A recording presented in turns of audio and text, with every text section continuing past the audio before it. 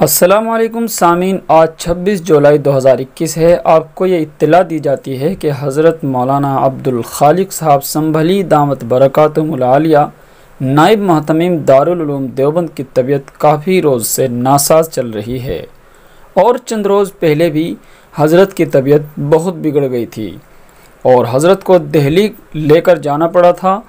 اس وقت حضرت کی طبیعت میں بہتری دکھنے لگی تھی اور حضرت اپنے گھر پر تشریف لے آئے تھے، لیکن اس مرتبہ حضرت کی طبیعت پہلے سے بہت زیادہ ناساز ہو گئی ہے، کمزوری بہت زیادہ ہے، زبان سے بول بھی نہیں پا رہے ہیں۔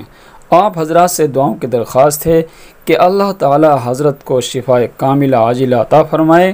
آپ حضرات بھی کمنٹ باکس میں حضرت کے لیے ایک دعائیہ جملہ ضرور تحریر فرمائیں۔ حضرت مولانا عبدالخالق سنبھلی صاحب کے لیے دعائیہ اپیل جاری کرنے والوں میں مولانا محمد ساجد قاسمی صاحب صدر جمعیت علماء ضلع شاملی اور جنرل سیکریٹری مولانا محمد ایوب صاحب، جامع مسجد شاملی کے خطیب و امام مولانا محمد شوقین صاحب، مدرسہ شاطر اسلام کیرانہ کے محتمم مولانا برکت اللہ امینی، ماسٹر سمیع اللہ خان، ڈاکٹر عظمت اللہ خان کیرانوی کے علاوہ بھی کئی اہم شخصیات نے حضرت کے لیے خصوصی دعاؤں کی اپیل کی ہے۔ دوستو، اگر آپ نے ہمارا یوٹیوب چینل اشاعت اسلام کیرانہ کو ابھی تک سبسکرائب نہیں کیا تو ابھی سبسکرائب کر لیں۔ شکریہ، جزاک اللہ۔